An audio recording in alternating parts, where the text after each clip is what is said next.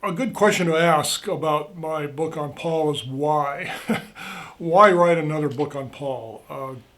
Goodness knows, as I was in the process of researching for this book, it seemed to me that for every book on Paul I read, two more were published. There's a lot out there on Paul. Selfishly, I love the attempt to put my own ideas about Paul together, to force myself to think through what Paul is teaching for my own benefit. But I hope that the book has a purpose as well for others. If I can kind of summarize what I'm doing in this Pauline theology, I would put it in this way. I am attempting to restate fundamental Reformation theological insights with some tweaks in the context of a lot of current discussion of Paul. So in some ways, I would say my theology is traditional in following lines laid down ever since the Reformers.